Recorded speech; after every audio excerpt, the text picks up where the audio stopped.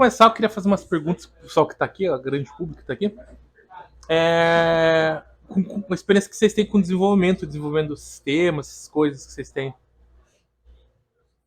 São fracos? Você trabalha com o quê? Eu trabalho com a parte de consultoria. Faz consultoria, entendi. E faz consultoria do quê? Eu analiso alguns projetos e valido para ver se é elegível ou não para uma lei do governo. Ah, entendi. Tá. Incentivo. Isso. E o senhor? Eu fiz desenvolvimento web, principalmente. Uhum. Mobile eu não desenvolvi, desktop também não. Só Tá. web. E chegou já da deploy, assim, de sistema em produção? Essa foi uma grande surpresa, né? Que depois que você termina o sistema, Não tá pronto. Ele começou o trabalho, né? Tá. O que é deploy? Deploy é quando você termina o sistema, você precisa entregar para o cliente. Ele pode ser num servidor, pode ser instalar no desktop dele, de várias maneiras. E você, que tem experiência desenvolvendo sistemas? Bem pouquinho. Tem pouquinho? Eu subi na AWS. Na AWS já? E aqui vocês já tiveram alguma surpresa subindo na produção? Subindo na produção e quebrar tudo, assim, e outro sistema que não tinha nada a ver e sair cagando tudo, né? Até mesmo desenvolvendo em produção. Já? Desenvolvimento em produção também, Daí eu comecei a testar em produção, porque eu não fazia. É mais eficiente, né? Não precisa fazer tanta coisa, né? Tá. Me fala um pouco sobre DevOps. Eu vou dar vou explicar o que é o conceito. O ruim desse conceito é que ele é muito abrangente, então é meio difícil de entender. Então vou explicar o que é o conceito, e eu vou dar um estudo de caso, assim, uma situação fictícia, que eu vou explicar o que deu errado e o que o DevOps poderia ter ajudado ali, uma abordagem mais DevOps poderia ter ajudado ali na situação, tá? Alexa, desligar cozinhamento. Tá. Então vou falar do nosso sistema. Ele é um sistema de controle de estoque. A gente trabalha numa empresa e a gente tem que desenvolver um sistema de controle de estoque. Ele é online, ele tem vários clientes e os clientes também podem pedir alterações, melhorias, personalizações específicas para cada cliente. Sem falar no desenvolvimento geral do sistema que também tem, né? Que vai aquelas atualizações que vai para todo mundo, tá? E pedir uma nova feature, que é uma taxonomia de produtos, né?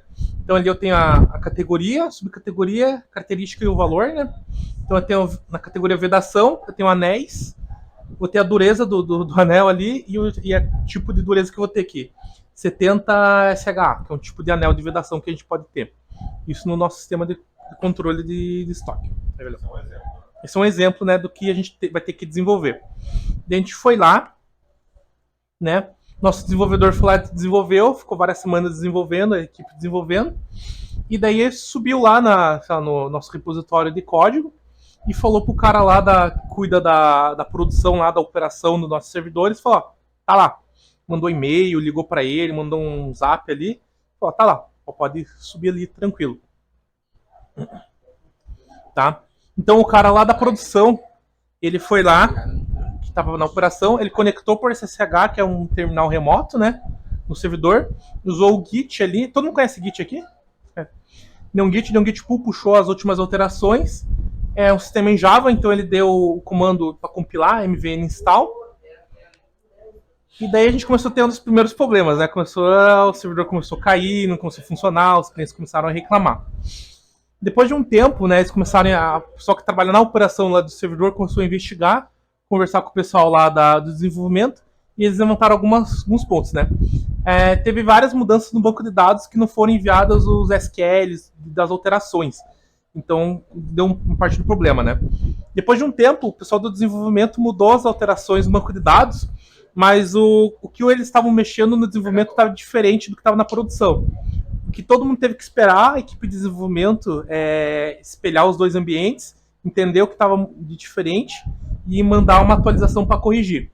Por sorte, o pessoal da operação tinha o backup da versão antiga e voltou à versão antiga e que continuou funcionando, tá? Mas teve outros problemas ali também, né? Então a gente teve lá, o pessoal da operação ficou durante a tarde toda tentando entender o que era o problema. O pessoal do desenvolvimento o pessoal da operação ficou esperando o pessoal do desenvolvimento terminar, né, ali a correção, o que fez todo mundo entrar numa hora extra durante a noite, tá? E daí, como eles identificaram que tinha essa diferença entre os ambientes, passou o final de semana inteiro para poder resolver essa diferença, para no domingo à tarde a gente conseguir enviar a atualização. Foi uma atualização bem traumática, mas infelizmente nessa empresa que é bem comum isso acontecer. A galera vinha uma atualização e quebrar tudo e ter que virar o final de semana todo mundo ali, várias horas extras a mais. Só tem que voltar segunda-feira a trabalhar também, né? Virar uma semana para outra ali, trabalhando, né? Então foi estressante para as equipes da operação lá da produção, quanto no desenvolvimento ali. Todo mundo teve que parar e ficar resolvendo um monte de problema direto, tá? Só que daí segunda-feira tava bom, né? O sistema tava funcionando, o cliente tava feliz, né?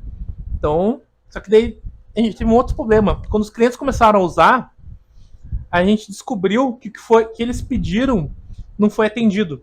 Então, meio que foi só em reuniões online, ninguém fez um contrato, ninguém mandou e-mail para confirmar nada. Então, ficou naquele diz que me diz. Então, a equipe de desenvolvimento tem que voltar a desenvolver mais coisas, fazer mais reunião para entender os problemas e tudo mais. E como se não bastasse, nosso Git estava uma zona, né? Então, estava cada um numa branch diferente, todo mundo trabalhando com versões diferentes. Quando deram um branch, ninguém está atualizando aqui, fazendo todo mundo voltar para master, para main, e depois continuar trabalhando com código atualizado.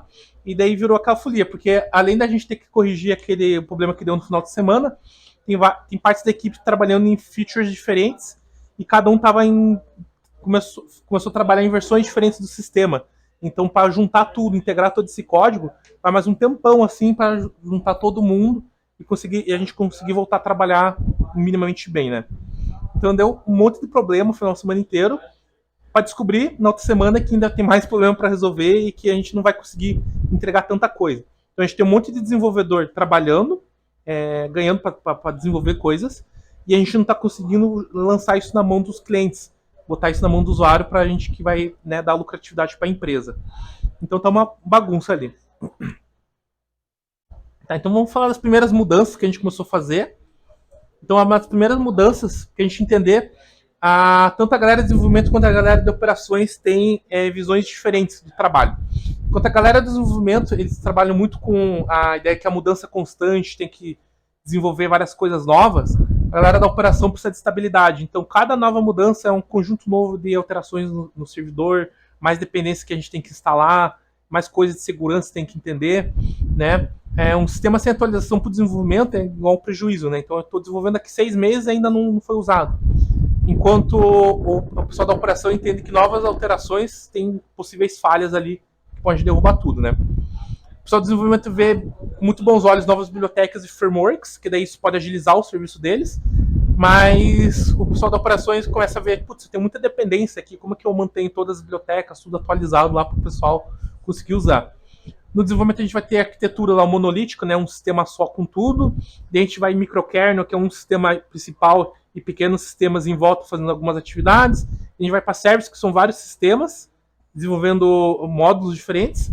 E até que a gente pode chegar até nível de microservice, cada sistema fazendo coisas bem específicas pontualmente, né? E daí, enquanto o pessoal da operação vê isso, pensa, poxa, um sistema pode quebrar todos os outros, né? Pode parar de falhar. E como que eu rastreio, né, onde começou a falha nesses sistemas distribuídos, né? O pessoal do desenvolvimento vê a segurança, tipo, o framework já está seguro, né, mas a gente nunca também para estudar, ver quanto é seguro. Às vezes, na própria documentação tem uma página falando que tem que se preocupar de segurança, mas a gente nunca tem tempo para ver, né? E o pessoal de operação tem que lidar com muita tecnologia nova, coisas diferentes, e tem que entender como deixar tudo isso seguro, né? E nos dois casos ali, a gente entende que os pequenos problemas podem deixar o sistema offline por muito tempo. Então são dinâmicas diferentes, valores diferentes de cada equipe, e essas equipes têm muitos problemas, né? Um jeito de resolver isso é eu falar para o pessoal do desenvolvimento, pode mandar as atualizações, o pessoal de operação vai dar um jeito de deixar online lá. Só que daí a gente ferra com a vida do pessoal de operação, né? Então eles vão ter que fazer várias horas extras muitas vezes, virar o final de semana trabalhando, tentar conversar com o pessoal do desenvolvimento, entender o que precisava para subir uma versão nova. E do outro lado, se a gente protege o pessoal de operações, a gente vai falar, não, uma vez por mês a gente vai lançar uma versão nova, uma versão a cada 6 meses, o desenvolvimento vai começar a receber, às vezes, reclamação de coisas que eles já arrumaram já. Então, daí começa a dar essa frustração, a empresa começa a ter muito prejuízo, porque está pagando esse monte de desenvolvedor e o serviço deles não está sendo usado por muito tempo, né? Demora para chegar na mão dos clientes. Então, uma das primeiras coisas que a gente tem que fazer, normalmente, quando a gente vai organizar, né, com uma coisa dessa, a gente começa a organizar mais as demandas, né? Desde contratual, né? Quanto tempo eu tenho que responder uma nova alteração, o que é uma alteração urgente, o que não é urgente, confirmar, né, as alterações, o que está entregue, né, o cliente ali, para a gente não ter esses problemas de última hora, assim, ter que desenvolver de novo o negócio que a gente já fez, ter retrabalho, né? Outro ponto também, que é muito comum, as empresas não terem algo para organizar as tarefas. Então o desenvolvedor, tem 3 pessoas, tem o gerente dele, tem o cliente, mas não sei quem, falando com aquele desenvolvedor o que ele tem que desenvolver, não tem nenhum sistema que ajude ele a entender o que ele tem que fazer, o que é demanda urgente ou não tem gestão. Então a gente tem várias ferramentas, hoje em dia muitas de graça, né? Já usei essas 3, todas são boas, para organizar as tarefas e começar a fazer uma gestão, entender o que tem que ser entregue, né? Tá? Daí que a gente já organizou as tarefas, o que tem que ser feito, a gente entendeu o que tem que ser feito, a gente tem outro problema, como que a gente garante que todo mundo que está trabalhando com aquele sistema, está desenvolvendo aquele sistema, vai ter um código atual, né? Que muitas vezes eu posso estar com uma versão, posso ter uma cópia na minha máquina, uma versão mais antiga, o BTU pode ter uma cópia mais nova, e cada um uma versão diferente. Na hora que a gente vai juntar isso, a gente começa a ter muitos conflitos de versões. Isso demora muito tempo para poder arrumar. Hoje em dia, a gente usa, né, a principal ferramenta que a gente usa hoje em dia é o Git. A gente tem outras que nem o Mercury, o Tortoise e tal, mas elas não são mais tão padrões de mercado. O Git ele é muito bem automatizado, então eu consigo identificar conflitos, né, de códigos, de partes do código que foram alteradas e tudo mais. E consigo rodar no Git mesmo automações para poder ajudar no meu dia a dia ali. Então, para quem não conhece o Git, né? Então, aqui eu tenho, né, uma master, um main, que é a minha linha principal de alterações. Cada bolinha dessa é uma alteração diferente. E eu posso criar branches, que são caminhos, né? São galhos, vamos dizer assim, numa árvore. Que eu saio aqui da master, faço uma cópia e começo a trabalhar em paralelo. Depois eu tenho que voltar essa alteração para master para integrar esse código e todo mundo começar a trabalhar. Que nem eu mostrei aqui no exemplo atrás, aqui, ó. Quando eu tenho um cenário desse, que eu tenho muitas branches aqui, é difícil eu garantir que está todo mundo trabalhando com código mais atual. Especialmente quando eu tenho que voltar todo mundo para branch master, para garantir que está todo mundo trabalhando com uma base de código igual, e começar a usar as alterações que o pessoal faz. Isso aqui leva, às vezes, até mais de uma semana até para poder organizar tudo e ver se está tudo funcionando. Tá? Então o Git dá essa... Perdi aqui. Aí. Dá essa visão, né, de como que a galera está trabalhando. Para quem não conhece, a gente tem algumas maneiras, algumas metodologias para trabalhar com o Git. A Git Flow é a mais antiga, então tem alguns problemas, ela está demonstrada aqui como que a gente trabalha, né? Então, tem a master, que tem o código principal, tem hotfixes, que seria um branch só para alterações pontuais, tem as releases, né, que são as versões, que a gente guarda as versões aqui, a develop, que daí o pessoal vai usar essa aqui para passar as alterações que a gente está fazendo, né? E se tem alguma feature muito especial que eu tenho que deixar por fora, faço branches especiais disso. Bem rapidinho, você consegue, fácil para você abrir o Discord, compartilhar essa tela comigo no Discord? Consigo. Agora rapidinho. Uhum. E daí acho que eu consigo mostrar essa tela junto aqui. Ou será que é mais rápido, acho que é mais leve, o BitGit? Passa o link daí, no Discord lá. Opa. Chegando agora, peguei o bonde andando, né? Sim. Mas eu peguei um pouco da ideia ali, eu trabalhei uma vez numa software house, em Curitiba, que eles faziam softwares para algumas finalidades. Tem microfone para ele? Tem microfone para ele. Agora tem microfone, agora tá chique aqui. Boni, nossa, Agora que eu lembrei. Ok. Voltando, recompilando, então, né?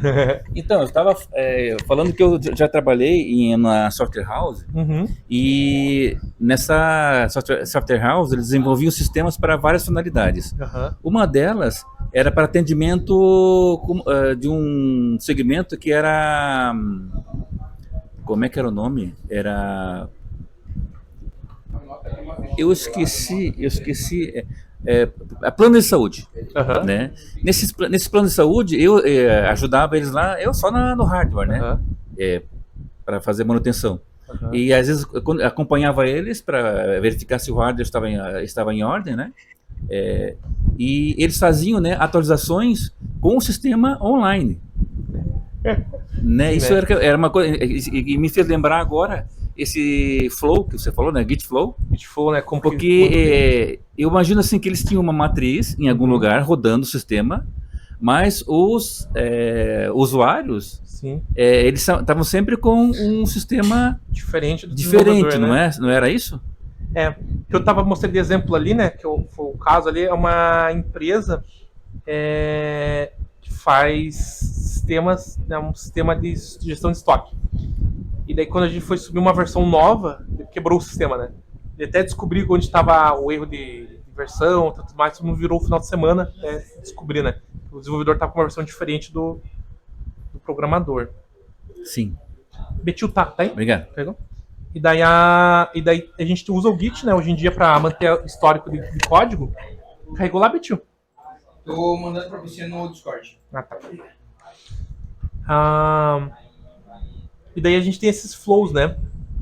Daí tem o Git, que é o mais antigo, mas tem vários problemas nele, assim, porque tem um branch chamado Develop, que ele vira meio bagunça ali também. E aí tem o do GitHub Flow e do GitLab Flow, que descendem, né, do Git, que eles são mais tranquilos. Lá na empresa a gente usa o Git Flow, só que já adaptou umas coisas para nossa realidade, né? Então também é importante saber disso, né? Que tem as metodologias, mas às vezes a gente tem que adaptar para a nossa realidade da empresa, né? Que às vezes não tem muito a ver aquilo ali, né?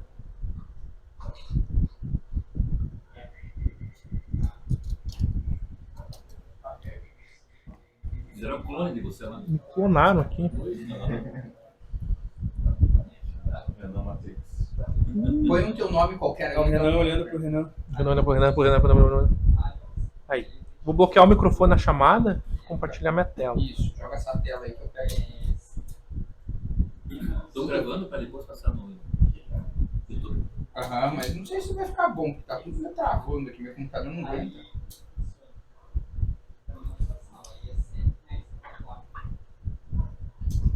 Não, tem que ficar bom, né? Porque depois o Sogrão vai ter que dar uma olhada lá. Tá? Avaliar é fácil, né? Avaliar? Não.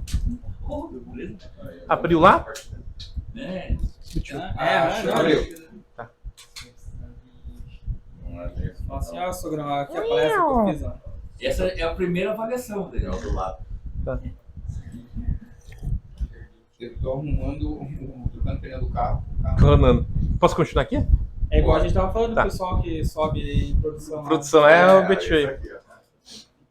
E a gente tem Agora temos um slide aparecendo enquanto você fala. A gente tem o GitLab Flow, GitHub Flow, que são outros conhecidos, né? Mas sempre a gente tem que adaptar para nossa realidade. Então, no nosso caso, nossa empresa, a gente adaptou um desses aqui para a gente poder trabalhar e entender, né, como que organiza, né, o nosso esquema de trabalho. Outra coisa também, tem um pessoal que não gosta, tem gente que adora, trabalhar com pull request. Vocês sabem o que é pull request? Já trabalharam?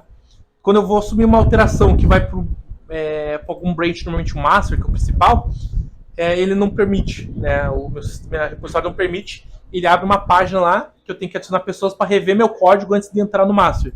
O master, nessa metodologia do Git Flow e tal, ele é intocável, né? Então ele tem que ser só entrar o que está funcionando. Então eu adiciono pessoas para revisar e se X pessoas aprovarem ou todo mundo aprovar, o sistema automaticamente faz o merge, junta, né, essa alteração na master daí pra gente, para ter um controle melhor de qualidade também do código que está sendo feito, tá?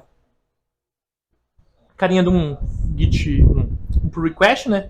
Você tem a descrição que tem que ser feita aqui pelo desenvolvedor e aqui embaixo tem os arquivos que foram alterados, né? Vermelho o valor antigo, verde o valor novo, né? Você vê o que foi alterado. Você pode comentar, pedir alteração, que a pessoa vai ter que subir alterações novas dali em cima. Uma vez aprovado, ele já entra sozinho ali. Você tem aqui do GitLab. Né?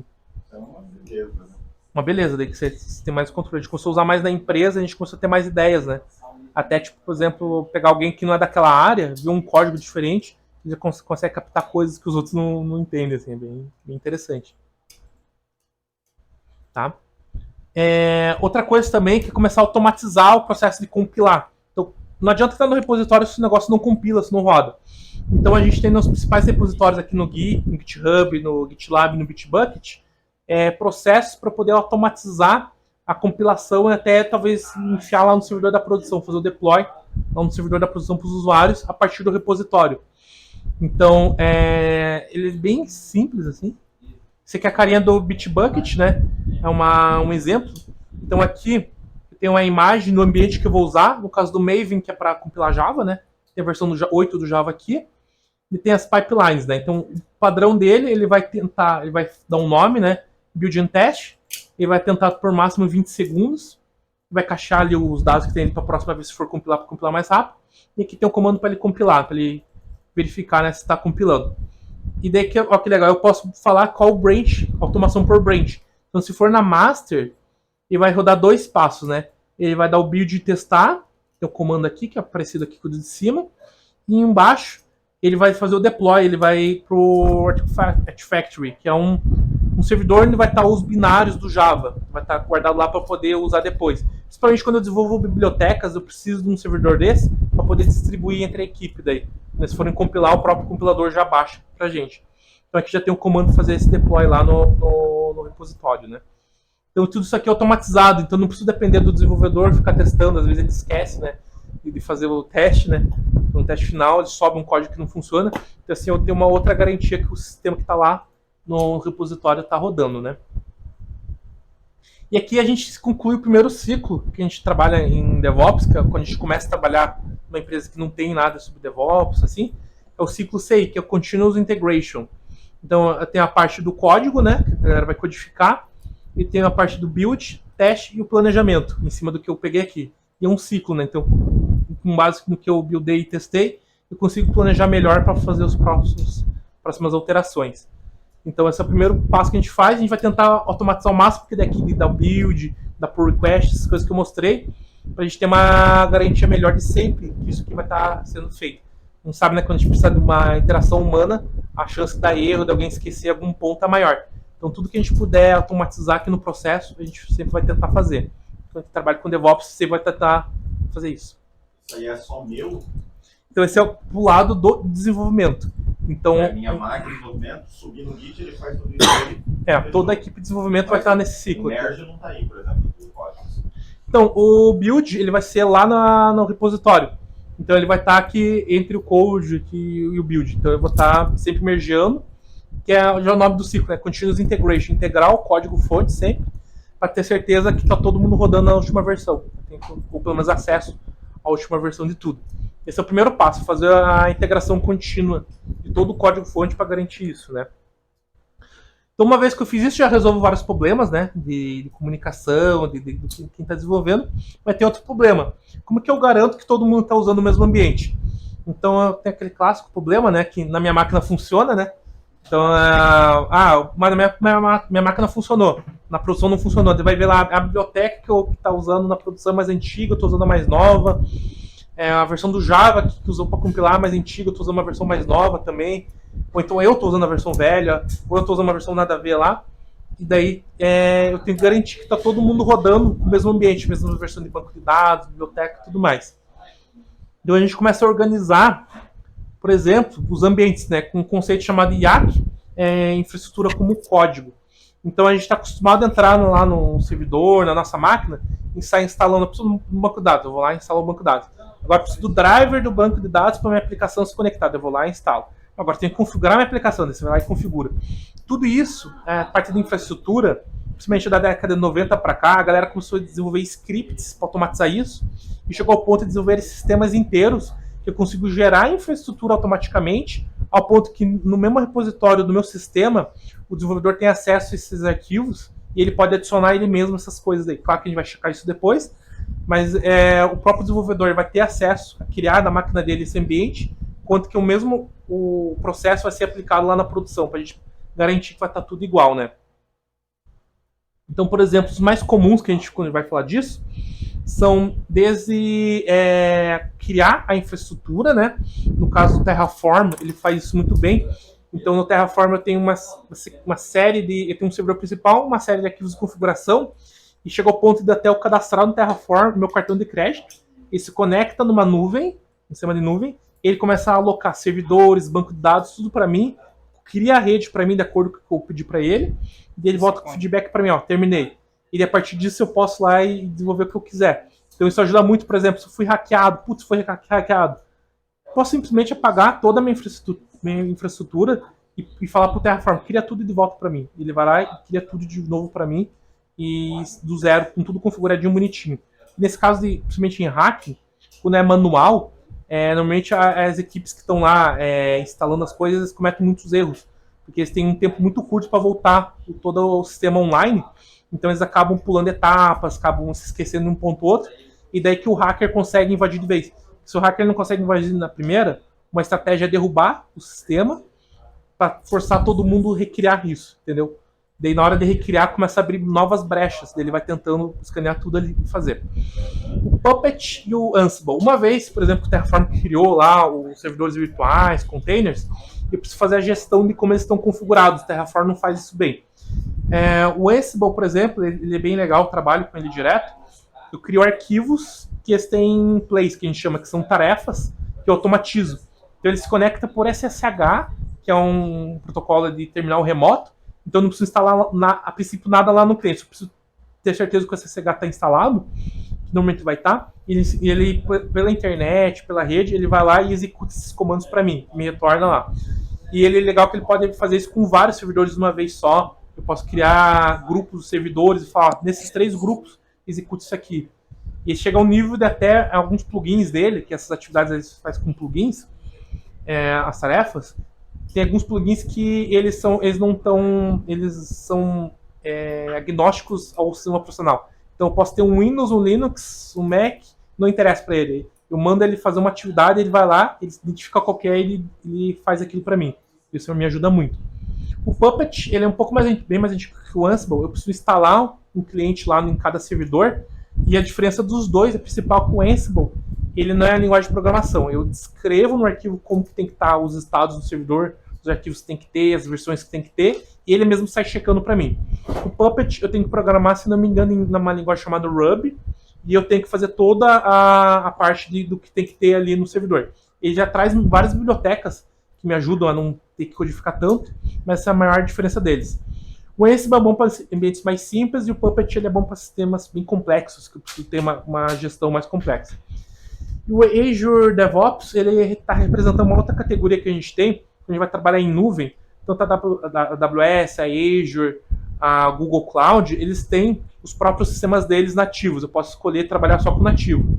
A vantagem de trabalhar com os outros é que, independente de cloud, eu consigo aplicar lá. Se eu usar o nativo da Azure, eu estou preso lá na Azure, eu tenho que usar só na Azure lá também, tá? Onde que entra o Docker aí? Docker, mais para frente, que ele não entra como infraestrutura como código. Muita gente não classifica ele como infraestrutura como código. Ele entra como própria infraestrutura, né? Mas eu já mostro ele para frente. Tá?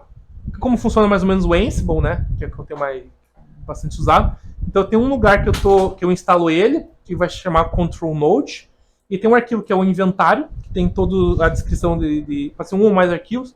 Então, tem o nome de cada servidor, o IP dele, e eu posso adicionar mais parâmetros que eu quiser, que eu posso usar nas minhas automações. E os playbooks, que são coleções de arquivos com atividades automatizadas, que eu descrevo ali. E por SSH, e ele vai nos nodes gerenciados. Podem ser servidores, máquinas, robôs, e até mesmo equipamentos de infraestrutura, como firewalls, roteadores, eu consigo configurar tudo pelo Ansible. Então tem um cara no YouTube que ele faz várias reviews de placas que nem o Raspberry e outras, né, concorrentes, e ele trabalha muito com Ansible justamente para fazer os benchmarks de cada plaquinha, que ele põe várias na rede e ele só clica num botão lá, executa um código, e sai testando em tudo e só retorna os resultados dos testes para ele. Então para ele é muito mais fácil, já está automatizado, né? Na prática, esse arquivo aqui é um playbook, então eu vou dar um nome para ele, eu falo para ele quais hosts lá do inventário que eu configurei para ele. O primeiro aqui, as tasks, né? A primeira task vai ser, ele vai dar um ping em todos, e esse carinha aqui, esse nome ansible.builtin.ping, é um plugin que ele vai pingar para a gente na rede. E depois ele vai acessar o equipamento de rede que está na rede que eu vou querer acessar, e dentro desse servidor ele vai dar um print de Hello World. Então daí aqui eu vou dar o comando, né, Ansible, eu falo o inventário e o playbook. Isso aqui é o jeito mais simples, né? Eu posso ter a instalação do Ansible, que ele já sabe qual inventário que ele vai usar, quais variáveis ele vai usar de ambiente, e eu não preciso nem declarar aqui que ele já vai pegando sozinho. E o resultado é esse extrato que ele dá aqui. Então aqui ele vai ter uma primeira tarefa, que sempre vai fazer, que ele vai conectar em todos esses IPs e pegar alguns dados deles, até para os plugins funcionarem. Aqui, ó, ping my hosts, que é esse task aqui. E ele deu ok, ele conseguiu pingar esses 3 IPs aqui, que estavam lá no meu inventário. E ele vai dar o retorno da próxima task, que é o print message. Então todos esses IPs conseguiu dar o print de Hello World. E no final ele dá o recap, que é o resumo. Então o ok de cada IP aqui, por linha. Daí, cada IP aqui tem um ok, o que mudou nesse servidor, nesse IP, se precisou mudar alguma coisa. Os IPs que ele não conseguiu chegar, os que não deu errado, que ele teve que pular, que ele conseguiu recuperar alguma conexão e que ele teve que ignorar. Daí. E aí dá todos esses dados para você. Então eu consigo fazer várias atividades de apagar cachê, apagar arquivo velho, até dar deploy automatizado pelo Ansible também.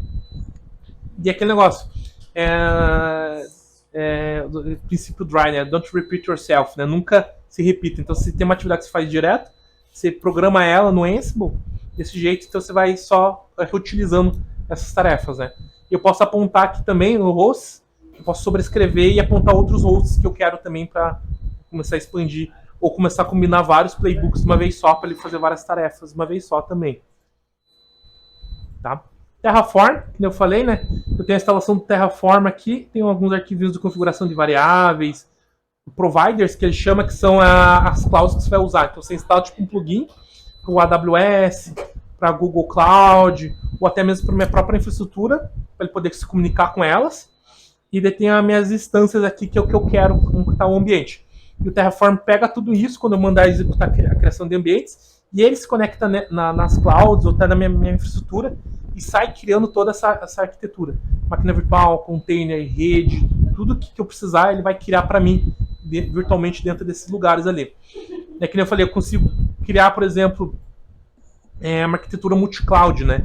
Então, se a AWS começar a estar muito cara, ou a AWS caiu, por exemplo, os servidores da AWS, eu posso manter toda essa infraestrutura rodando em paralelo na Azure da Microsoft.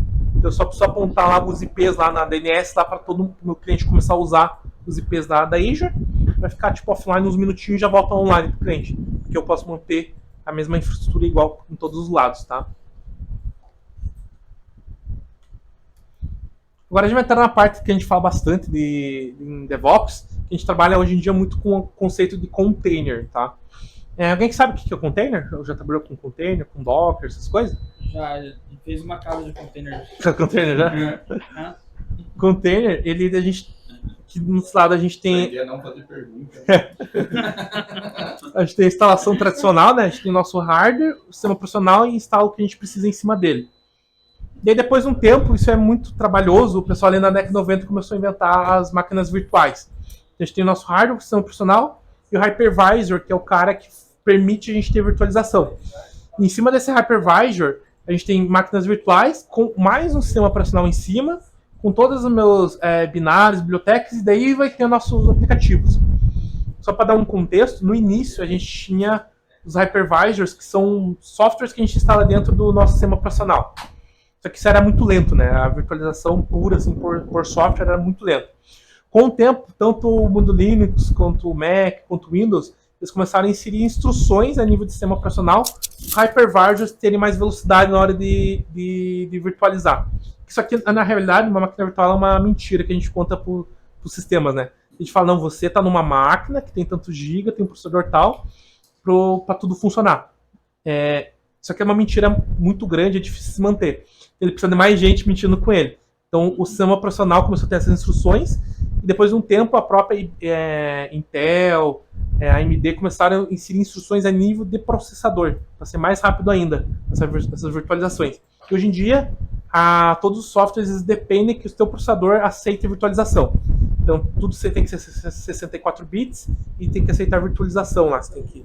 Dá opção na BIOS, né? Na BIOS, você tem que entrar na BIOS e dar o check lá para ele liberar essas instruções a mais para poder virtualizar. Senão era uma carroça, assim.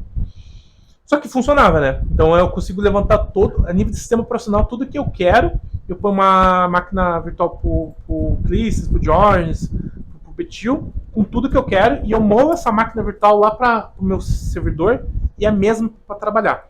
Só que o problema é, se eu preciso atualizar ela, se eu preciso subir uma nova, tem sistemas que eu preciso levantar vários sistemas ao mesmo tempo do mesmo, várias instâncias do mesmo, para poder paralelizar o processamento.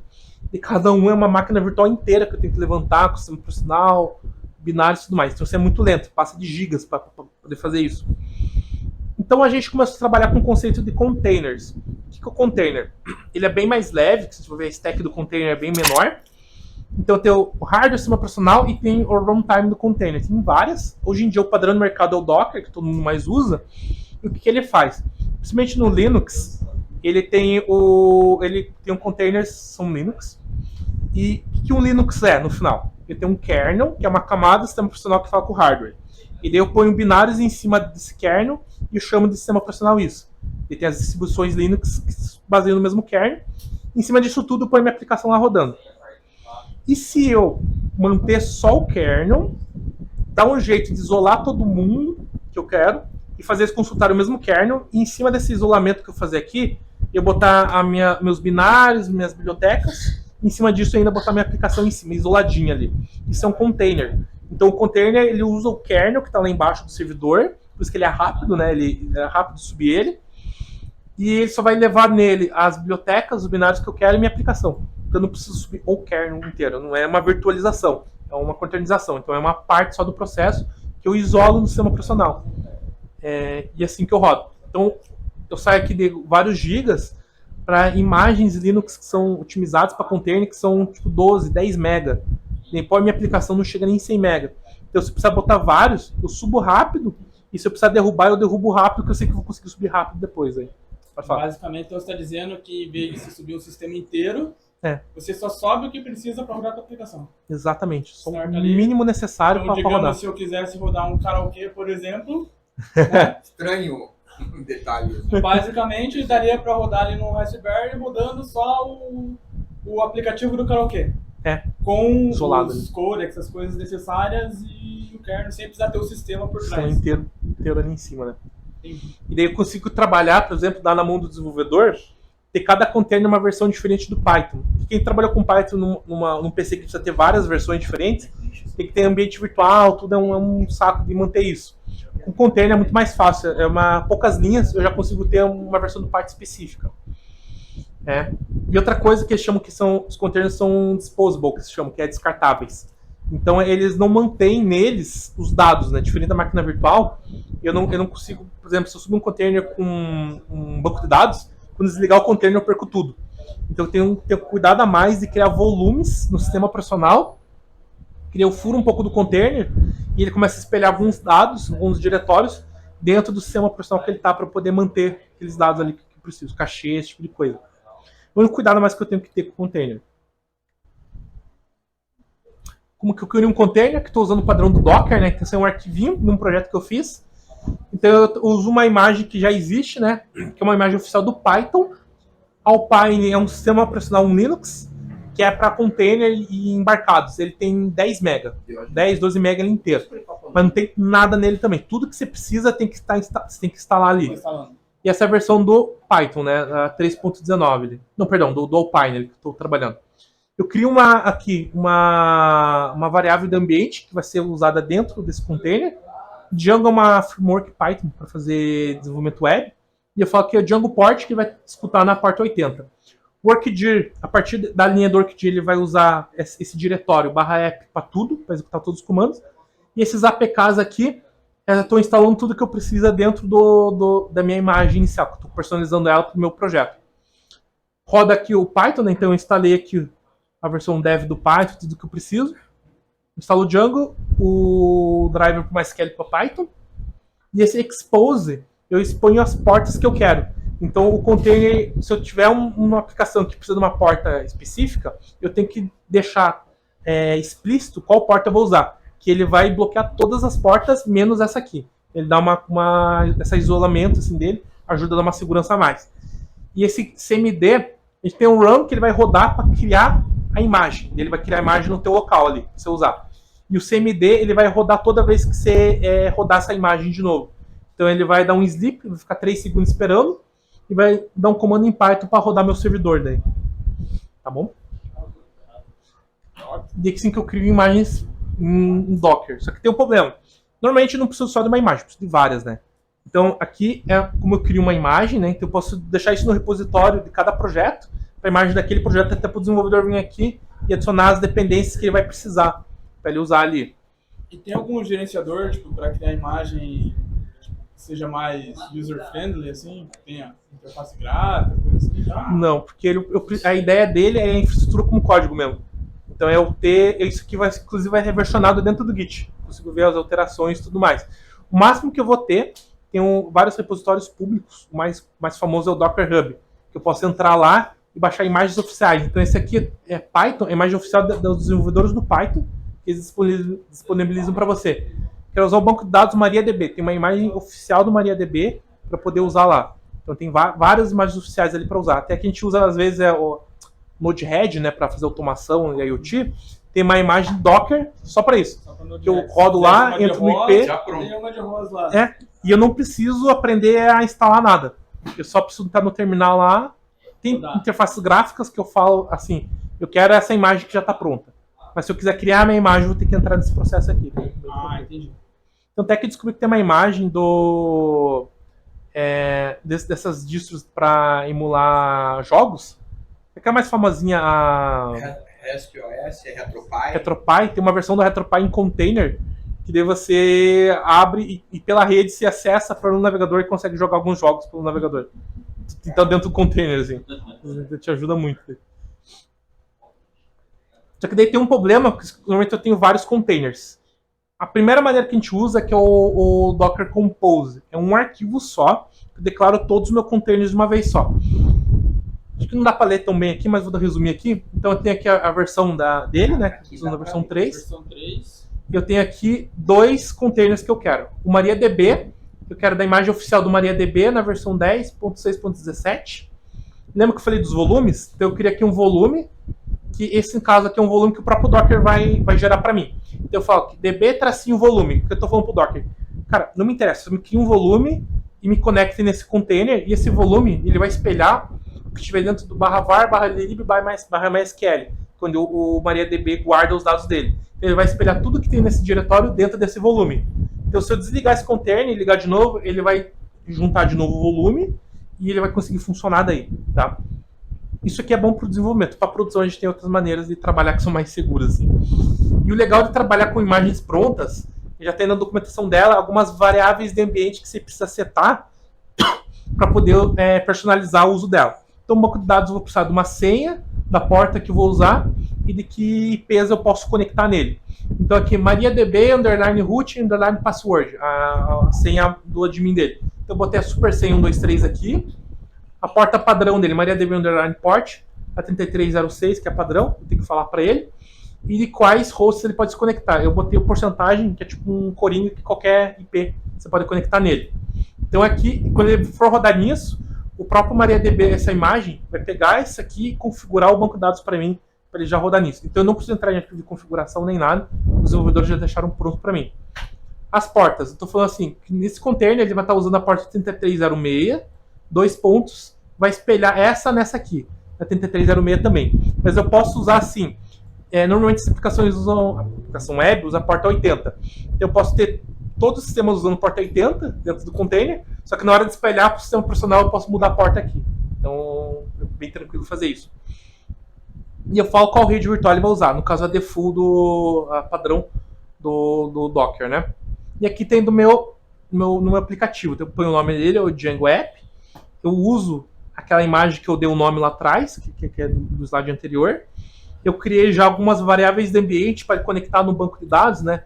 Então eu já ponho esse Django Host, que é o IP do outro container. Olha que legal, não preciso saber o IP. Eu só preciso botar o nome desse container. No caso, MariaDB aqui. No caso, eu precisaria botar aqui como MariaDB aqui. Daí ele consegue pegar o IP, o próprio Docker já pega o IP daquela imagem lá, daquele container. E depois eu ponho aqui a senha, o usuário e a porta. Aqui eu faço um volume, né? Que o desenvolvedor ele não quer, não dá para trabalhar, programar dentro do container. Eu tô falando assim, no diretório web do meu projeto, se espelha dentro do /app dentro do container. Então tudo que eu programar aqui vai estar espelhado dentro do container. Você vai trabalhar isolado sempre. Ó. E as portas é a rede daí. Tudo isso aqui, eu consigo ter 2 containers num comando só. Então eu vou dar um comando, ele vai subir sozinho para mim e conectar na rede, fazer tudo certinho para mim daí.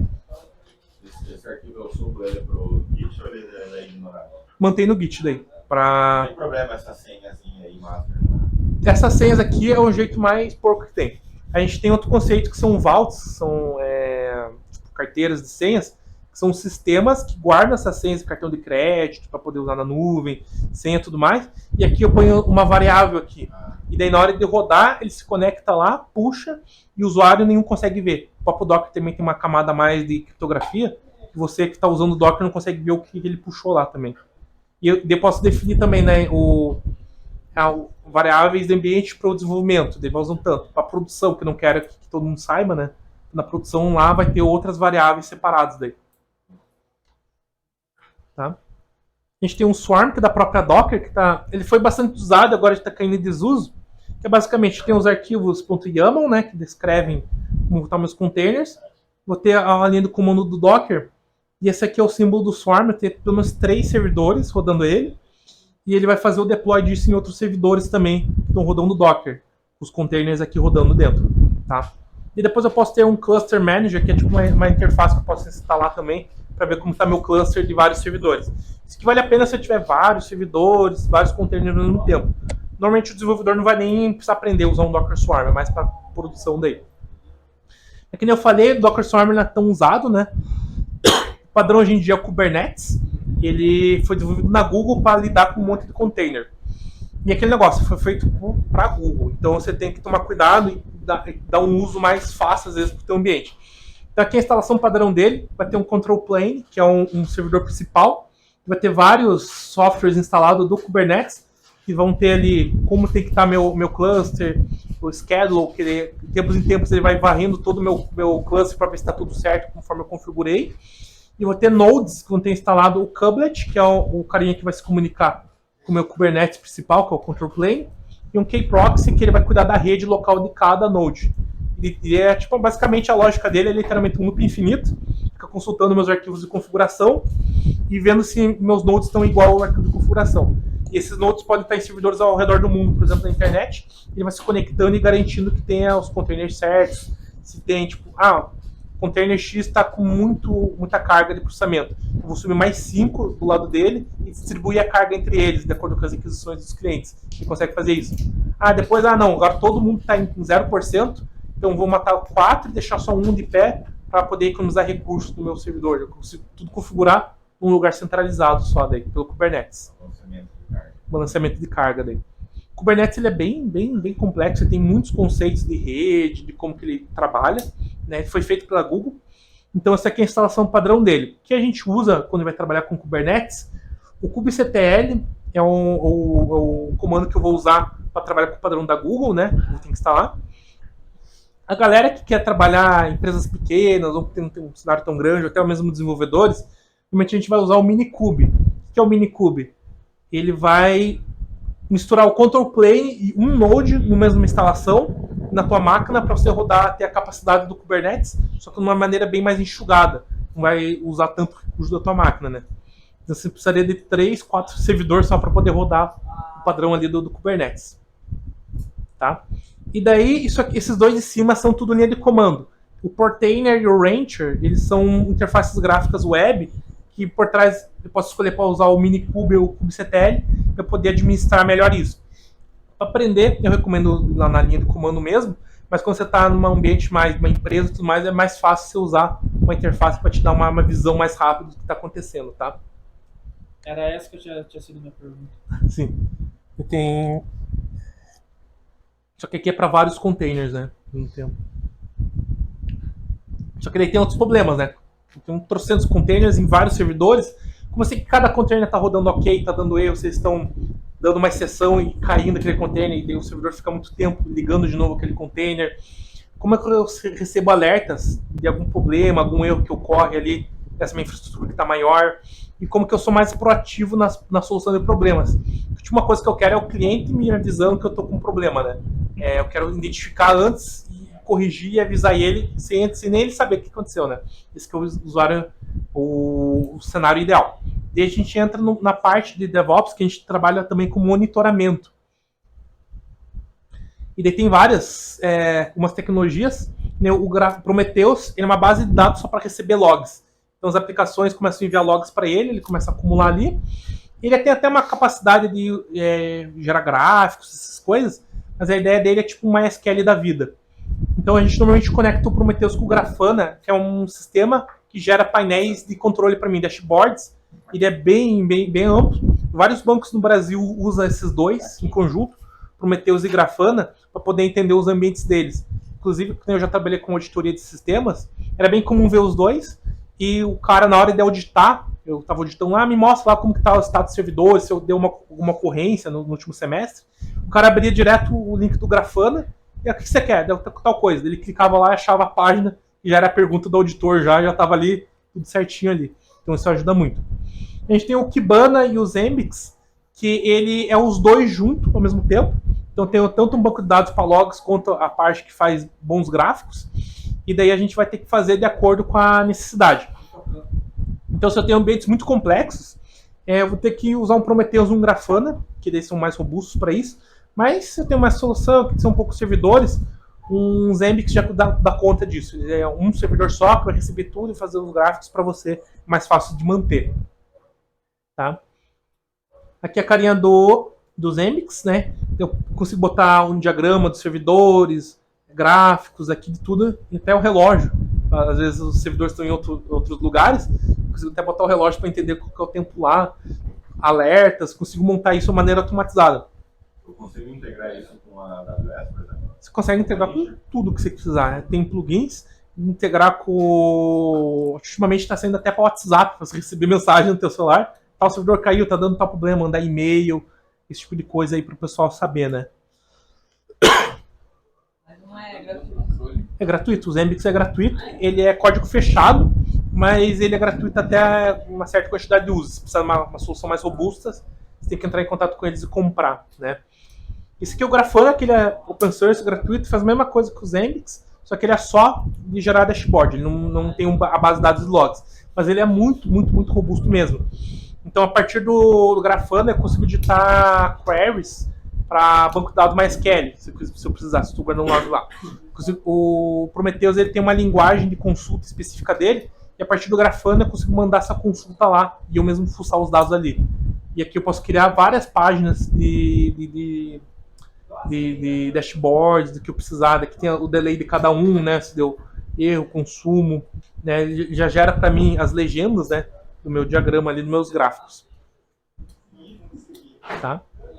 É como funciona, né? Então tem o Prometheus aqui, cada caixinha vermelha é um servidor e cada aplicação precisa de um exporter, que ele vai tirar o log, deixar no padrão do Prometheus, e daí o Prometheus tem uma arquitetura legal que não é a aplicação que envia o log, é o Prometheus que vai lá e puxa esses dados. Por quê? Porque se eu tenho um data center com muita aplicação rodando ao mesmo tempo, eu posso travar a rede só com log. Então eu posso fazer várias configurações, por exemplo, Prometheus a cada 5 minutos vai fazer uma query no exporter só pedindo o mínimo necessário para ver se está certo. Daí de madrugada o Prometheus vai lá e pega todos os dados do dia, que daí de madrugada não deve ter muito cliente, e lança na base de dados dele. Então ele é legal que eu consigo fazer isso. E se eu precisar, eu consigo fazer o contrário também, a aplicação enviar quando ela precisar. Se eu tenho tipo um robô, uma aplicação que está num lugar que a internet fica caindo e voltando, às vezes é mais interessante a aplicação enviar para você quando ela conseguir, né, ter uma rede, ela envia para o banco de dados. E tem aqui o Grafana, que daí ele vai consultar no meu banco de dados do Prometheus para gerar aqueles dashboards e gráficos aí. E eu consigo ter um monitoramento. O monitoramento é ter os dados e eu ver ali. E hoje em dia tem um pessoal que fala que tem a observabilidade, que a gente chama, que é um monitoramento mais proativo, que a própria aplicação, você configura ela para começar a te dar mais avisos. Basicamente é isso. É começar a entender padrões de erros, esse tipo de coisa. Por exemplo, às vezes os clientes entraram, não estou conseguindo logar. Ah, então é a aplicação que faz a autenticação dos usuários. Eu entro lá, debugo, não tem nada e deu. Ah, então são as outras aplicações que estão recebendo lá essa autenticação que não está entendendo essa autenticação. Eu debugo várias aplicações e está tudo certo. Ah, não, é rede, na rede está certo. Daí que eu vou ver que meu banco de dados está desatualizado, não está conectando alguma coisa, e isso às vezes vai um dia de trabalho que a aplicação não está funcionando. Com um sistema bem montadinho desse, ele consegue me avisar que ponto dessa infraestrutura está dando problema, né? E aqui a gente terminou outro ciclo, que é o ciclo do CD, que é o Continuous Deployment, que a gente vai trabalhar já na release, no deploy, na operação desses sistemas e no monitoramento, tá? Que desse aqui, o outro, o CI, que é do lado do desenvolvedor, esse aqui é do lado da operação, da galera que trabalha com o servidor. A gente tem 2 CDs que a gente normalmente fala. O Continuous Delivery e o Continuous Deployment. Qual que é a diferença deles? Só tem uma diferença entre os dois. Em alguns sistemas é muito difícil dar o deploy automatizado. Às vezes é uma task muito ruim. E normalmente a gente vai fazer automatizar tudo, menos o deploy. E daí no final, daí, quando tudo estiver estável, eu faço deploy automático, que é uma tarefa mais crítica de todo o processo de automação. Então, se eu tenho um deploy manual ainda, a gente chama Continuous Delivery, que eu só entrego o candidato a release, que a gente chama, né? Que é o sistema pronto, daí alguém vai lá e faz o deploy.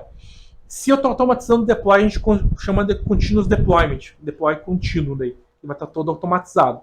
Muitas empresas não têm Continuous Deployment, é só o Delivery. Tem coragem de fazer deploy contínuo? Tem. Só que daí você tem que ter todo o CI perfeito, todos esses outros aqui perfeito, para você conseguir ver se a automação deu algum problema errado. Se der um problema errado no deploy, é bom você ter um monitoramento para ver o que está acontecendo.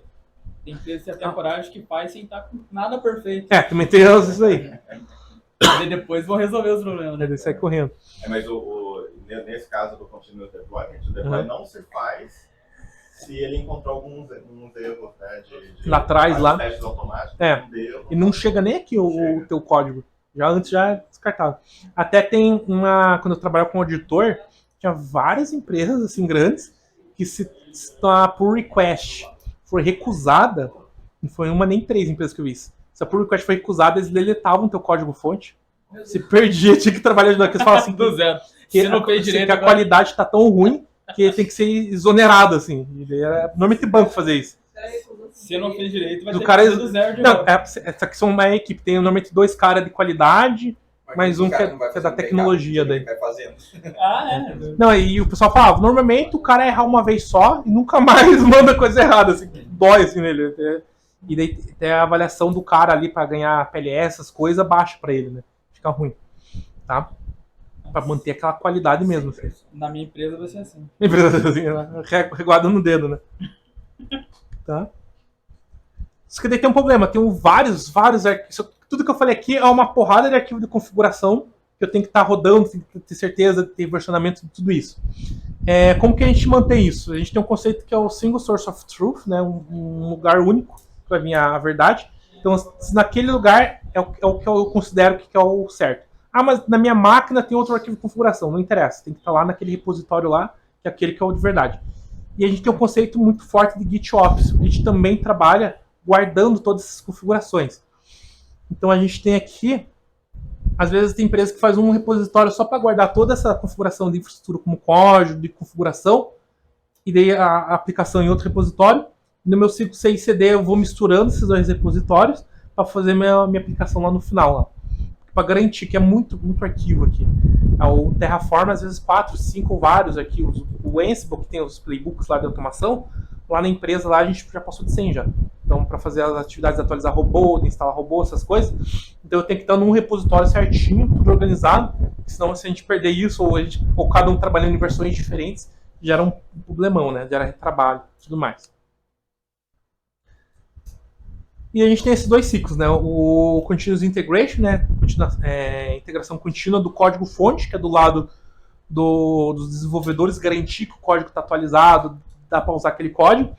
E Continuous Delivery ou Deployment, que eu garanto que vou conseguir manter minha operação independente do que o desenvolvedor fizer. Beleza? Se quebrar minha operação, eu vou conseguir ver e vou conseguir garantir que ele vai receber toda essa quantidade de dados, né?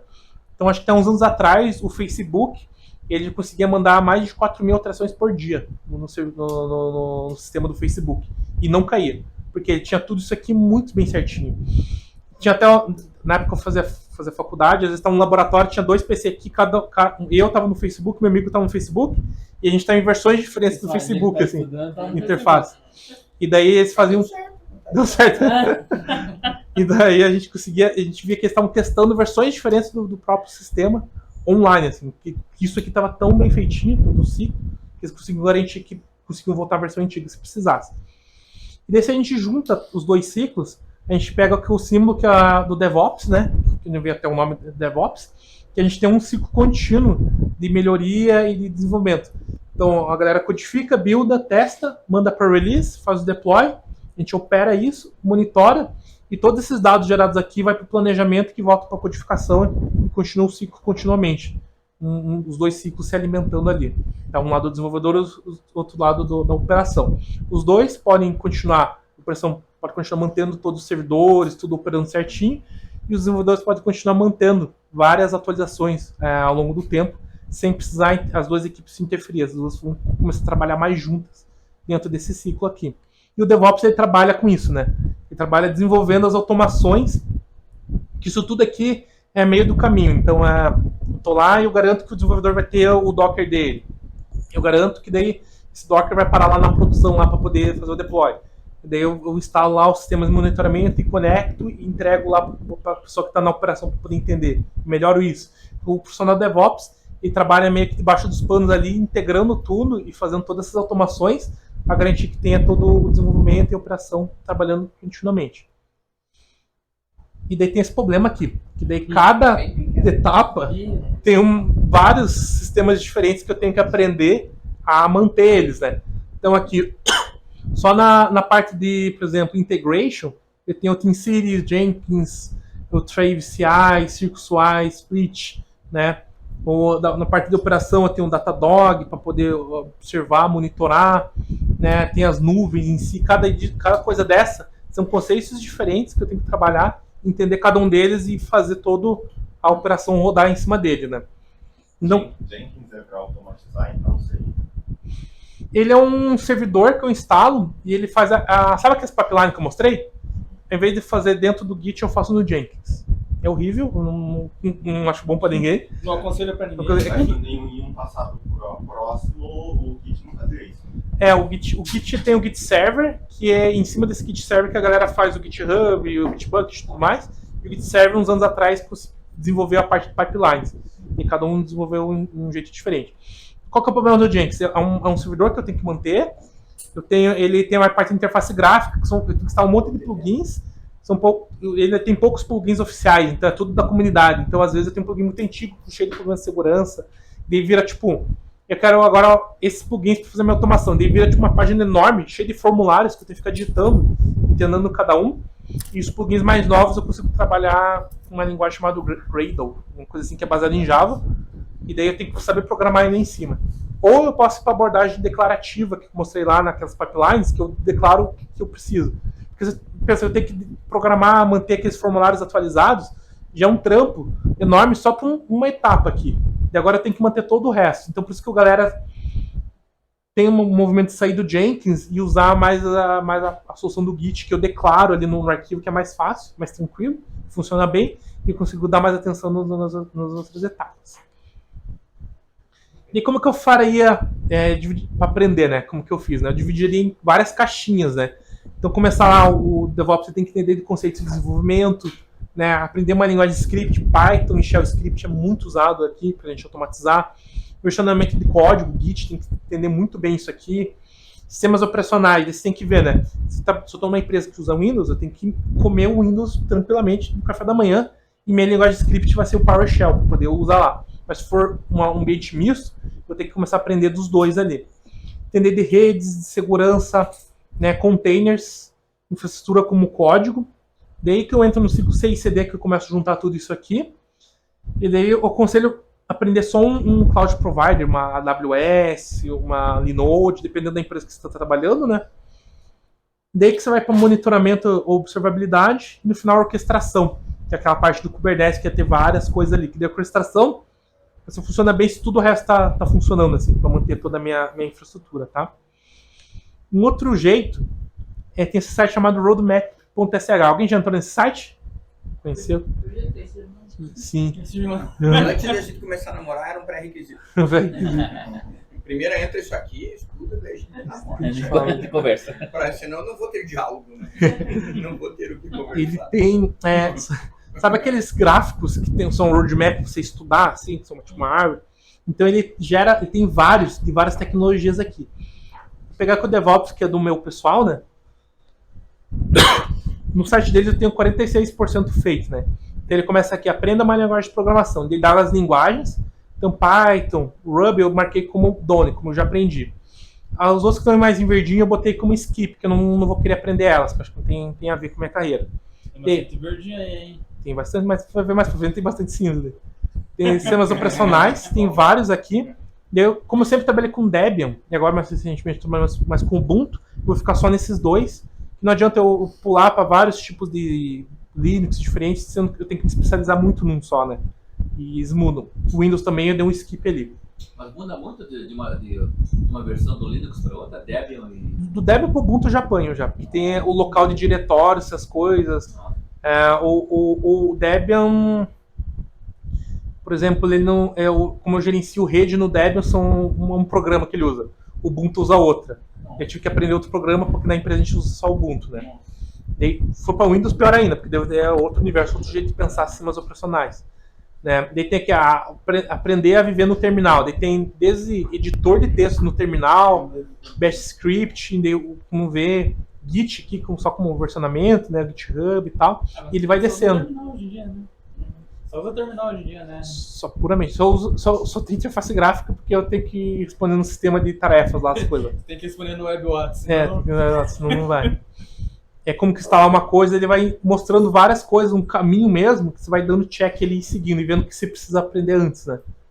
E que mais pro final, que são os bem mais avançados, né? Daí eu já não tenho mais coisa no caminho. E tem esses azulzinhos aqui, ó. Deixa eu ver aqui. E tem no... Cadê o do Docker aqui, ó? Que dele é uma árvore à parte, um roadmap à parte. Que é tão grande que ele prefere fazer um roadmap. Tá carregando aqui. Esse é do Docker, né? Já tem uns checks aqui de como que ele vai. Daí. E é bem legal que você acompanhar teu estudo, né? Às vezes a gente tem que aprender muita coisa. E que a gente te dá o norte ali do que fazer também. Tá? Nice. Parte de mercado. DevOps é um termo bem antigo. Já em 2010 já tinha... A Google já estava usando esses conceitos que eu falei aqui, Facebook, Amazon. E daí o mercado hoje em dia, as empresas estão começando a contratar mais para poder organizar tudo isso e até vi um artigo esses dias que adotar DevOps, uma cultura de DevOps, é diminuir a quantidade de processos trabalhistas na empresa, né? Porque às vezes os desenvolvedores não precisam mais passar a madrugada trabalhando no final de semana, porque já está tudo mais automatizado, né? Então aumentando, tem bastante coisa. Ainda é uma área bem ruim de entrar, porque você tem que aprender um monte de coisa, então não é uma coisa assim, eu estou na faculdade, não sei o que eu quero fazer. Não aconselharia alguém que nunca trabalhou com programação ou infraestrutura ir para DevOps hoje, que ele tem uma curva de aprendizagem muito alta. Então um desenvolvedor que já está acostumado a desenvolver, alguém que trabalha com infra, ele só precisa aprender outro lado, ou do desenvolvimento de infra, que ele já consegue entrar aqui mais rápido. Foi o meu caso, eu trabalhei com desenvolvimento, e daí eu aprendi a parte de infra e já consigo aplicar para uma vaga e trabalhar ali. Tá? No futuro, eu acho que a gente vai começar a quebrar o profissional DevOps em outros profissionais para cada parte desse ciclo aqui, para ficar mais fácil de atender. Né? Cada um controla numa área. Cada um controla uma área. Né? Mas hoje o cara tem que entender de tudo. Tem que pegar aquele... Por que eu vou contratar 5 funcionários se um cara já dá conta, né? Sim. Mas principalmente empresa grande sofre ainda para manter. O tamanho da empresa. Da empresa, né? Por que é legal trabalhar com DevOps? Legal porque eu já tava... Só tem você lá. Quê? Só tem você lá. Esse é um ponto. Ei, olá. Faz tudo. Porque na empresa, mais empresas, você vai ser o único DevOps. Então você vai ter que ter essa autonomia de até falar quais são as suas atividades, que você vai entregar, né? Não é legal. Ter esse perfil, né? De querer isso. Você tem bastante colegas DevOps, não? Conhece Tem uns 3. Isso. E o resto tudo desenvolvedor. Daí é difícil achar assim. E a pegada é a mesma? Tipo, todo mundo faz tudo ali, não? todo mundo faz tudo, tem que configurar. Normalmente a gente se especializa numa stack, né? Então ali você vai ver, tipo, para monitoramento de infraestrutura usa uma tal aplicação, e para monitoramento de aplicação usa tal aplicação. O que a gente faz? Usa uma só para as duas, vai funcionar, para se diminuir a quantidade de coisas que você tem que manter e aprender. Eu gostei porque na época eu tinha o Vagrant, que é um carinha que automatiza a criação de VMs. E quando eu trabalhava com desenvolvimento web, eu fazia as VMs minhas, depois eu fui para Docker, e depois de um tempo eu descobri que eu estava gostando passando mais tempo fazendo isso aí do que o desenvolvimento, né? Que gostava mais. Depois que eu mudei. Eu gostei daí. Daí por isso que eu fui pra essa área daí. Demora pra fazer e tal. Cada empresa é muito diferente, né? Você precisa instalar e fazer daí. Daí você vai ter que saber compilar. Lá onde eu trabalho, a gente desenvolve robôs, né? Então tem Node.js, Python, Java, C, C++. Tem até uma aplicação que é feita em Scala. Tudo isso eu tenho que aprender como compila, como fazer deploy, como identifico que está dando um problema, para poder automatizar a instalação do robô. Então tem todo esse processo, tem diferenças de cada linguagem, cada projeto. Projetos em Python são diferentes, deploy, né? Você tem que entender cada um ali. E você automatiza também a atualização deles, não? Eu estou trabalhando hoje nesse processo. Eu estou automatizando a atualização dos robôs. Como ele é basicamente um Linux com mais de 22 sistemas, hoje em dia é tudo manual, você tem que logar no robô, ligar para o cliente, preciso que você deixe o robô carregando, ligado na internet, durante o dia inteiro parado. Eu vou lá logo no robô, começo a baixar as atualizações na mão, começo a jogar para os diretórios certos, fazendo backup da antiga, eu tenho que ver se está tudo certo, tenho que ligar para o cliente, tenta testar sem assado o robô. A gente vai entender se deu certo, daí eu libero lá, um dia inteiro só para um robô. O que eu estou fazendo hoje é o processo de, desde o desenvolvedor falar, tem uma versão nova do sistema, para chegar no robô, se for para instalar um robô novo, demora quase 2 meses às vezes. É muita coisa que a gente tem que lidar, uma empresa pequena também, demora 2 meses para chegar no robôs novos. No robô antigo, já tem muito robô que está 2 anos sem receber atualização, né? Porque a gente não precisa da coisa nova, daí vai ficando, né? Então o que eu estou fazendo hoje, minha pipeline hoje tem sistemas que demoram, às vezes, 34 segundos para gerar uma versão nova, compilar tudo e deixar pronto para o robô baixar já. E os sistemas mais, principalmente Java, que é um saco para compilar, demora 3 minutos, assim. Então, de 2 meses para alguns segundos já para o robô se conectar e baixar a versão. Estou trabalhando nisso agora. Né? Só que para fazer o ciclo CI, já foi 1 ano de eu trabalhando na empresa, assim, para deixar tudo padronizado, deixar pipeline e tal. E agora estou indo no CD agora, que é o meu 2º ano trabalhando lá, terminando o ciclo ali. Uma área por ano, né? É uma área por ano que você vai ter que trabalhar, que você tem que deixar tudo certinho, rodando e tal, para pular para outra, né? E você que faz os testes, quando o desenvolvedor chega e fala assim, tá pronto? Você que pega lá para instalar tudo, para ver se... A gente tem alguns robôs para teste na empresa, que daí o desenvolvedor tem que ir lá um dia presencial, pelo menos lá, instalar avisar para todo mundo para usar aquele robô, instalar a versão nova e ele testar. Provar que funciona. Ele que tem que provar. Ele tem que provar. O código tem que jogar. Deu jogo ele dá pra você pega e descarrega tudo. Então eles falam assim, agora cada vez tô rodando. Não, ele que testa, ele que fala, né? É? Hoje ainda assim. E daí agora... Ele fica girando assim, é normal? Sim. É uma feature nova. É como os desenvolvedores também fazem suporte na empresa, na empresa lá o desenvolvedor também faz suporte, né? Então vai cair na mão dele se ele fazer errado, então ele tem um incentivo a mais, né? De fazer certo. Tem muita cliente falando, fala. Renan, você falou agora há pouco que tem robôs que já estão há quase 2 anos sem atualização. Uhum. Tá? Esse robô, eu acredito que só sofreu uma evolução em 2 anos. Né? Sofreu bastante. E você atualiza pelo hardware que ele tem de 2 anos atrás. Esse outro pepino também, que tem os sistemas mais alto nível, como a gente faz lá. Vocês conhecem MQTT, o protocolo? Pergunta. Essa é pro sogrão, né? Tá gravando? Pergunta, pode ir ao ar isso? Pode, porque a gente conversa. Tem vários sistemas, e daí tem alguns sistemas mais baixo nível, daí esses tem que manter parado. E daí às vezes afeta os sistemas mais alto nível, que daí eles não podem... às vezes depende de ter uma informação vindo do baixo nível. E daí tem que ter uma atualização de hardware, né? Pra poder ter. Ou trocar robô, ou fazer uma coisa assim. Mas o grosso dos sistemas é independente. Como a gente desacopla bem, o dono da empresa, o bom lá que ele é programador, e trabalhou muito tempo com integração de sistemas. Então ele já deixa tudo separadinho lá. Se um quebrar ou desatualizar, os outros vão estar operando, assim. Ele tem essa visão da arquitetura daí. A gente consegue atualizar. Você falou que são 22 sistemas dentro. Mais de 22, assim. E aumentando, tem mais de Dentro do robô? um robô só. E o bom é que ele roda tudo offline. Então eu não preciso do robô estar conectado para poder rodar as coisas dele, né? E às vezes tem alguma aplicação, por exemplo, que daí precisa rodar. A gente faz muito robô para evento, né? Chega lá no evento, o robô te leva, eu quero ir no stand de tal empresa, ele te leva lá e mapeia. Qual que é o problema disso? O Wi-Fi nesses eventos está socado de gente. Daí já não vai funcionar bem se precisar de internet. Vamos botar no 5G. Mas às vezes naquela região só tem uma torre de 5G, que é para todas as empresas, TIM, Claro e tal, e todo mundo vai estar compartilhando aquela rede daquela torre. Então também vai estar no chão. Então o robô, ele já pode... quando eu programo ele, tem uma interface bem para o usuário final mesmo clicar e arrastar. O cliente, quando ele dá ok lá, dá para usar, o robô baixa tudo, imagem, código, vídeo, no robô, e o robô não precisa mais consultar mais nada na internet. E antes de ir pro evento, ele baixa tudo, joga lá e tá funcionando. Offline. Não dá nem pra hackear o robô. Se quiser, deixa ele sem conexão, não de rede, sem nada. Daí. O que é bom, né? Já imaginou alguém hackeia lá e começa a atropelar todo mundo? O pessoal, né? Sim. Vou te matar. Ele tem que atualizar o robô, essas coisas daí. E como tá lá na rede do cliente, se eu quebrar o robô, alguma coisa assim, né? De quebrar o sistema operacional e não rodar, o desafio é que eu tenho que mandar uma atualização que ela entenda que se deu certo ou não e tem que voltar ela mesma sozinha. Um downgrade. Downgrade sozinha. Ele tem um esquema de guardar, por exemplo, sempre 2 imagens. A gente fazia isso lá. Subia 2 imagens.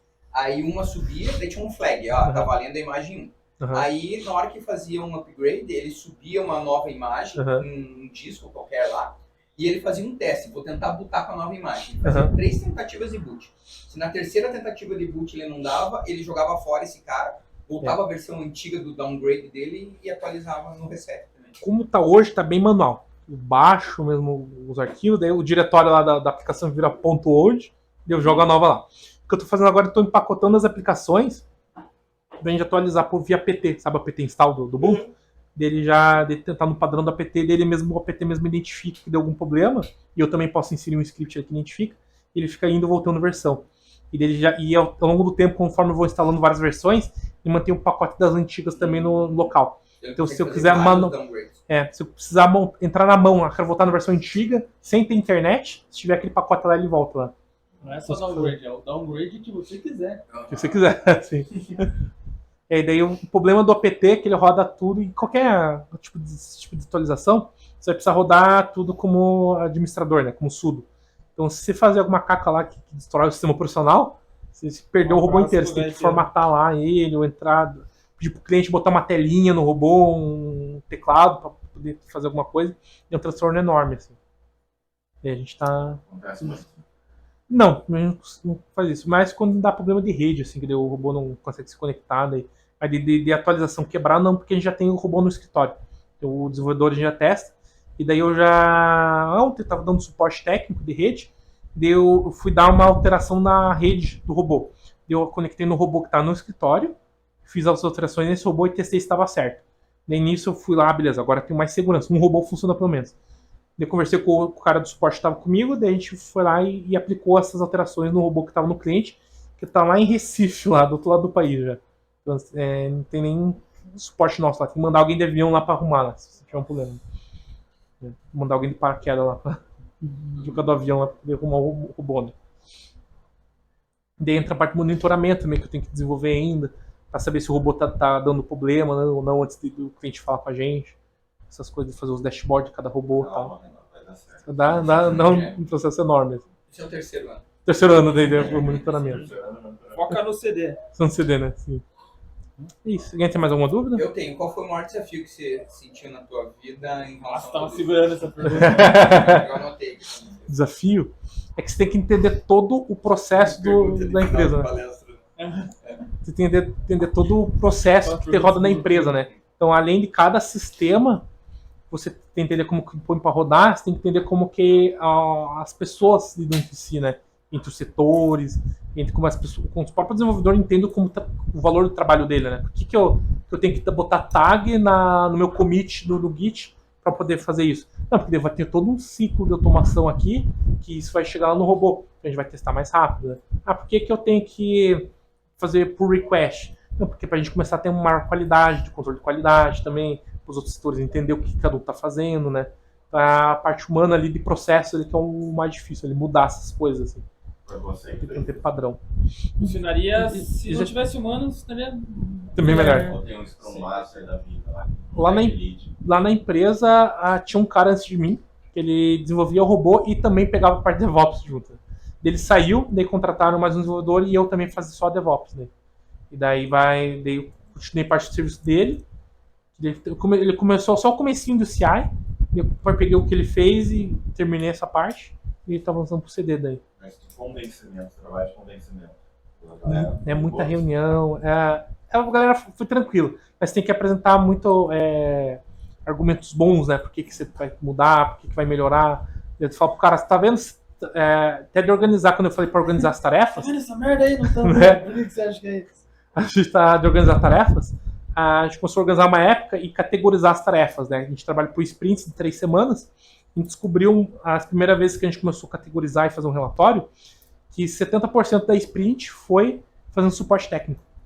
Então a gente começou a fazer outras coisas, desde dar um suporte melhor pro cara que faz o suporte técnico nosso, para ele não precisar escalar pra gente, gravar vídeos de coisas básicas e tal do robô, até pro desenvolvedor começar a testar mais e não precisar vir pro suporte técnico, né? E daí até tá vindo agora contratar mais uma pessoa só para trabalhar para suporte também. Daí, isso aqui levou o convencimento do cara a entrar, atualizar as atividades dele, pra gente conseguir ver isso depois. Pra começar o dono da empresa a contratar mais uma pessoa e fazer. Vai em alguns meses aí, de paciência. É isso. Renan, gostaria de parabenizar a sua palestra.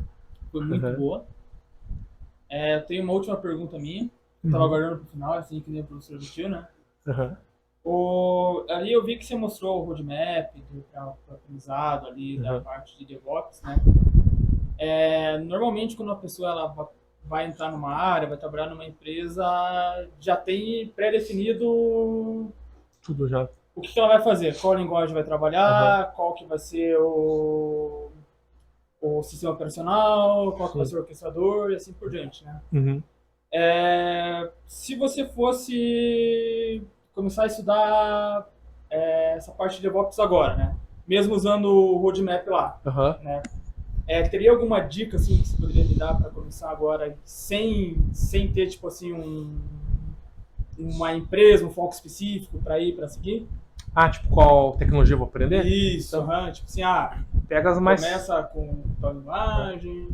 Tem vários canais no YouTube disso, tanto no Brasil quanto fora, né? Então tem que são de DevOps. Eles vão falando o que está mais famoso no mercado. E tem um canal que é uma guria que é da Suíça. Ela tem vídeos assim, de 12 horas explicando Kubernetes. Curso completo assim, no YouTube. E todo ano, no começo do ano, ela fala roadmap para estudar DevOps 2024, 2023 e tal. Pega o vídeo dela e ela tem essas slides aqui que dos quadradinhos. Eu copiei parte dela. A ideia de fazer esse quadradinho dela, que ela tem na apresentação dela, ela tem uns quadradinhos que ela fala cada tecnologia pra você escolher em cada uma, assim. E ela fala certinho.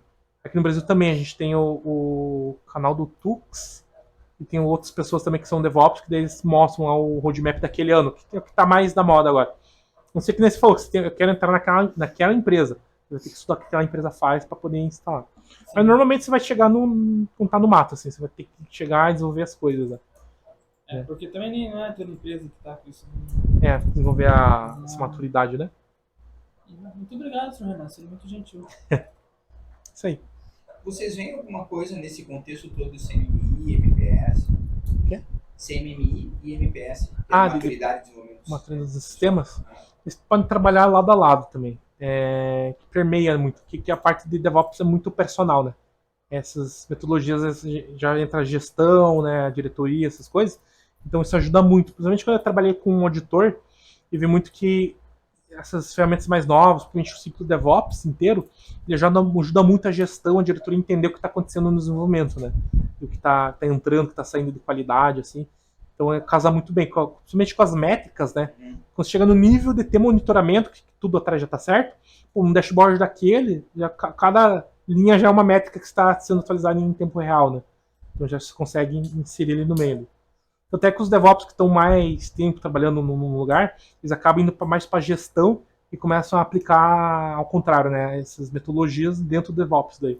Já com o DevOps estabilizado ali dentro, para poder convencer ali a diretoria que tá todo mundo trabalhando certinho e tal, né? Dizer, estamos aqui, estamos trabalhando. É difícil também. Eu acho que um dos maiores desafios é você conseguir convencer a diretoria do que a tua ideia é uma ótima ideia e que eles devem comprar. O trabalho tem valor. E principalmente DevOps, que tudo que eu faço aqui não aparece nada para cliente nenhum e nem para os desenvolvedores diretores enxergam o que eu estou fazendo.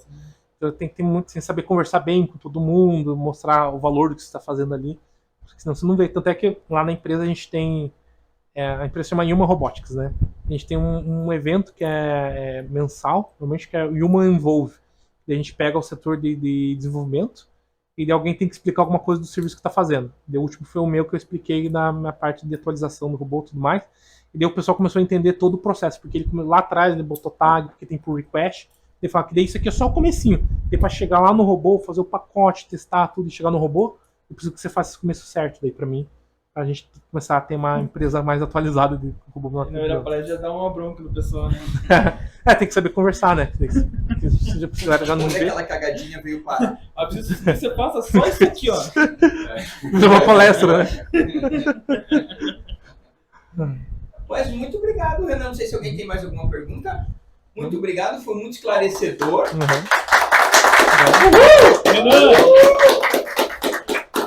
Agora tem uma rodada na geladeira lá por minha conta. Toda a faculdade do TI deveria ter uma palestra dessa aí, né? É verdade, já se prepare. Já vamos levar ele para outro lugar. No mínimo, mais 3 lugares tem. Você está lá no Senac? E Senac, Unibrasil e na Grana, dá pra gente conversar. Já pronto? Já treinou a apresentação? Já prepare. Senhores, vou encerrar a gravação. Obrigado por enquanto com a presença de todos e principalmente do Renan. Muito de nada. Porque sem ele não teria acontecido, né? Faz muito sentido. E sem a gravação não teria gravado. Tudo aí.